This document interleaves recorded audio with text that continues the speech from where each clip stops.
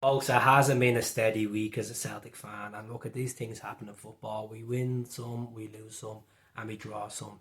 You're all certainly welcome back to the channel. Keith here from Command the Hoop Celtic. If this is your first time viewing the channel, please do like and subscribe. It doesn't take that long to press that button below, but it will be appreciated. We're closing in with 17,000.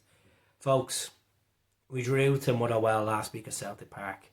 It was a buzzkill for the weekend, and we moved on to the game on Tuesday night at the Stadio Olimpico. We knew the stakes were quite high. We knew we were going to be the underdogs. We went over there, performed well for the first 80 minutes of the game, and then Immobile terrorised us and scored 2 goals. We're out of Europe. We have one game left in the Champions League to play for a bit of pride and maybe get Brendan Rodgers a home victory in the Champions League.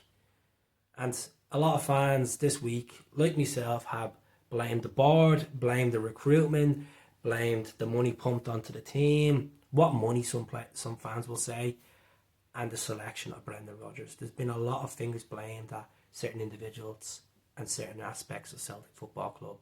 And that's understandable. As a fan, we want success on and off the pitch. You know, we're 70 million in the bank after tax, and we want to move forward in a Champions League level. And at this moment of time, the club are not nowhere near a Champions League team. As much as we won the trophy back in 1967, and we've had a record at Celtic Park in the zeros where we could not be beaten. When Martin O'Neill was there and Gordon Strachan was there, even when Neil Lennon was there, you know, we had it as a fortress. We just can't do it at the moment with Ange or Brendan or Ronnie. It just hasn't worked out. So what is the next step as a Celtic fan? Where do we go for the rest of the season? You are probably wondering. Let's focus on the bread and butter. We've 8 games this month.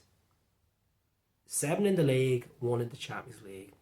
Brendan Rodgers came out yesterday and said that the squad will be trimmed in the next coming months. So will it be players leaving in January? Will it be players going in the summer?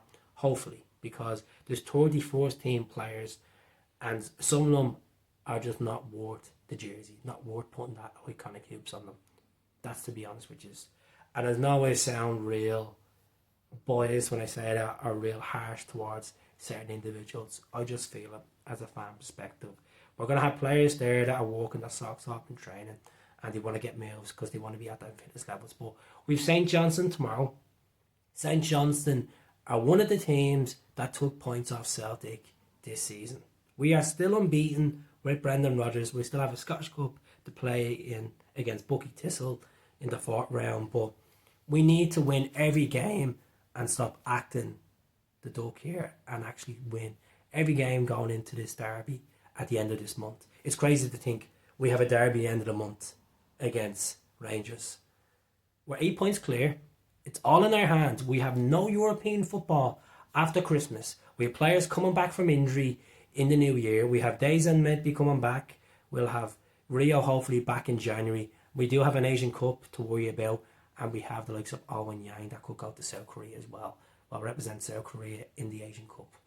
So this is where you say, right, we start rotating the squad in these 8 games. Who do we bring in? Who do we use? Who do we get the best out of? Because regardless who we're playing against, some of the pitches are going to be absolutely shocking. You know, the temperatures are dropping, the snow's in Scotland, and we do want to go out there and collect 3 points. So Craig Levein is at the coming in as the new St. Johnstone manager. 2 wins this season they have already. 2 wins, that's all. They have 9 points for the whole campaign and 5 draws. And one of them draws against Celtic. So my starting lineup for tomorrow, it's a 12 o'clock kickoff. It's on Sky Sports. It's on the screen right there. We're going to talk about it bit by bit. Some will disagree, some will laugh. I don't give an absolute hooters, to be honest with you. Joe Hart is in goal.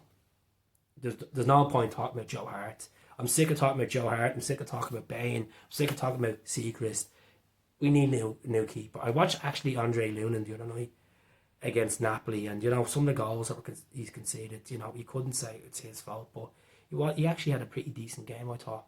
So Lunin needs to be purchased. Right back, I'm going to go with Anthony Ralston. Now, Johnstone played the other night. I think Johnstone might be a little bit burnt out with the international football coming in against Lazio. So I'm going to go Ralston safe hands.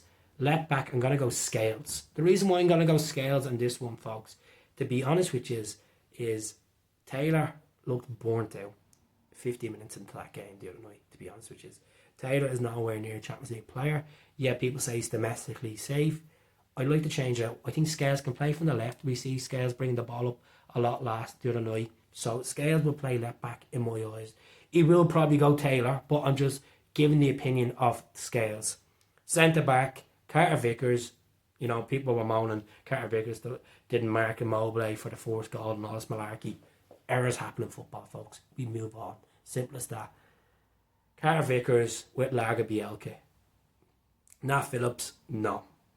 Just let him go back down the road to Liverpool. Look, it hasn't worked out for Nat Phillips. I was quite excited when we were taking him on loan. Just has not worked out. I just think he's not that type of player that Celtic need at the moment. Midfield, Callum McGregor. I know a lot of Celtic fans keep saying the same thing in the comments. Push Callum up more forwards because he can be more prominent in front of goal. He can get a couple of goals. I'm going to do a video on Callum McGregor the next couple of days about his form, his captaincy, about maybe pushing up. Play Callum in that position because we don't really have anyone else in that number 6 position besides Awata, besides Tomoki that can play there. So Callum plays there. Matt O'Reilly there. I thought Matt O'Reilly actually played pretty well the other night in Rome. I thought Bernardo played pretty well. I have to say I was impressed with Bernardo's work rate, but I would drop Bernardo to the bench. I'd bring David Turnbull in. Look at David Turnbull, all his talk of AC Milan sniffing around, his contract. I don't really give a hooters at the moment. All I cared about is what the lads do on the pitch and get results for us. David Turnbull comes in at McDermott Park and I think he will bang a goal in tomorrow. Quite confident David Turnbull will be man of the match tomorrow. I just have that feeling. Right wing, Marco Tilio. Marco Tilio plays. We've seen what he done when he came off the bench against Motherwell the other day, Saturday. The 10 minutes, he looked really pretty effective. So Tilio should play. He wasn't in the Champions League squad. Put him on. Left, Lewis Palmer. He was suspended for the game in Rome. He plays. We all know what Palmer's made of. And then up front, Now here is what Celtic fans are going to say in the comments.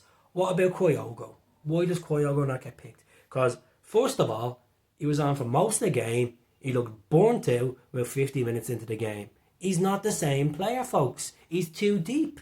He's playing too deep. He's not getting the service. And I think playing against a physical team, which is organised by Craig Levein, it's a no-no for me, for Kyogo to start. I think you could bring him off the bench. He can be effective. I think a physical player like needs to play this game. Simple as that. I know a few are going to say 2 up front. It's not going to happen.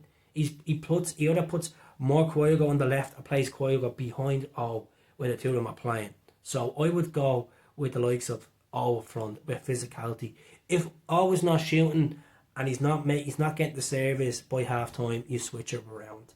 Looking at the bench, you can play Ole and Thiago home. You can bring Bernardo on. You can bring Jamesy on. You can bring Yang on. I thought Yang played all right the other night. Just couldn't get the final service. Worked his socks off. I have to give it to Yang. And you can bring, with regards to defensive, you maybe, if Taylor is dropped to the bench, you can bring him on to change it around the dynamic of the game. You can bring Phillips on. You can bring Larga Bielka on. So my final score for this game, I'm going to fancy Celtic 3-1 against St Johnstone. 3-1 against St Johnstone. I just always feel that there's a goal conceded in us. I really feel at the moment, and I know some people say, that's a bit of bad news, Keith, but just being honest, 3-1 Celtic. I'm going to fancy David Turnbull, I'm going to fancy and I'm going to fancy Bernardo to score if he comes off the bench tomorrow. So that's what I'm going for. Let me know in the comments. I shall speak to you all soon, and good luck to the Celts tomorrow. Hell.